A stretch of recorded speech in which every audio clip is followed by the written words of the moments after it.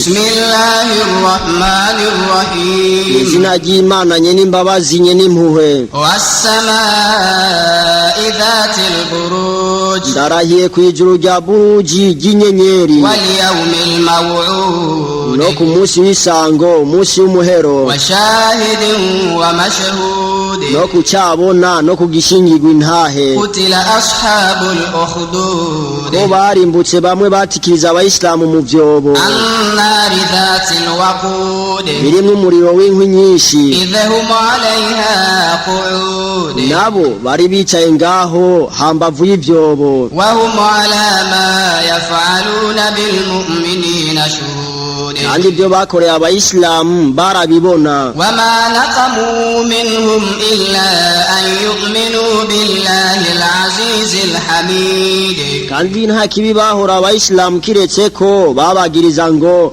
bemera Imana imwe rudende nyene intsinzi nyene ugushimagizwa. Alladhi lahu mulku as-samawati wal-ard wallahu ala kulli shay'in shahid. Imana yo nyene kuganza ijuru n'isi kandi Imana nibona vyose. Innal ladhina fatanu al-mu'minina wal-mu'minati thumma lam yatubu falahum 'adhabu jahannama wa lahum 'adhabul hariq. Kuri babandi baturiye abayisilamu n'abayisilamukazi hanyuma ntibihana ku vyaha bakoze nta kundi bazoronka igihano c'umuriro kandi bazigizwe bikomeye. Innal ladhina amanu wa 'amilus solihati lahum jannatun tajri min tahtiha al-anhar dhalika al-fawzul kabir. Kuri bamwe bemeye bagakora ibikorwa vyiza nta nkeka ko bazoronka amatongo y'ubwami bw'ijuru imbere yayo haca utugazo, iyo niyo ntsinzi ikomeye. Inna batsha rabbika lashadid. Nukuri guhasha k'umukama wawe kurahambaye cane. Innahu huwa yubdi'u wa yu'id. Niwe yatanguje indemo y'ibiremwa kandi nyuma y'urupfu azobisubiza ubuzima. Wa huwa al-ghafurul wadud. Kandi niwe nyene imbabazi nyene urukundo. Dhul 'arshil majid. Niwe nyene inganji nyeranda. Fa'alun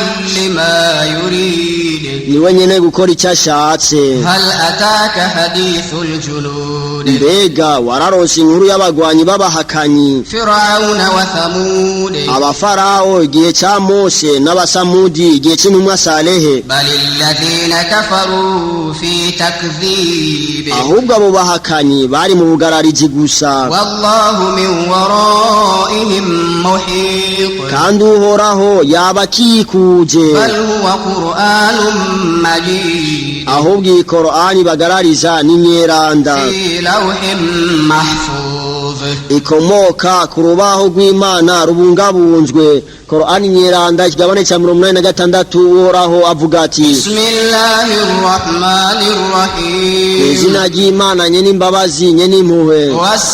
Was-samaa'i wat-tariq. Ndarahiye kwijuru no kugiseruka mwijoro. Wama adraka mat-tariq. None n'igiki kizokumenyesha ico giseruka mwijoro? An-najmu ath-thaqib. Ni inyenyeri kayangana cane. In kullu nafsin lamma 'alayha hafiz. Ndarahiye kumushahu wari wo wose kufise umwungere. Falyanzuril insanu mimma khuliq. Nirabe rero umwana w'umuntu muco yaremwemwo. Khuliqa mimma dafiq.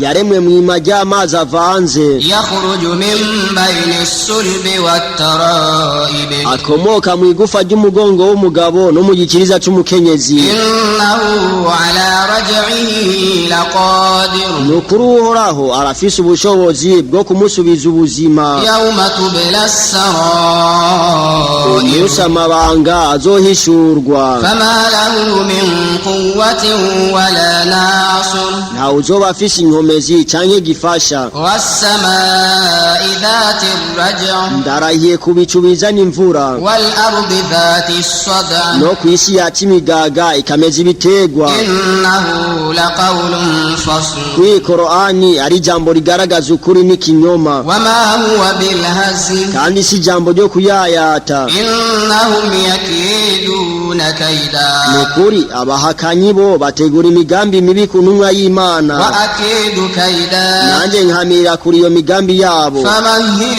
الكافرين أمهلهم رويدا nukuri abo bahakanye nubahakanya gato kuko begereje kwibonerako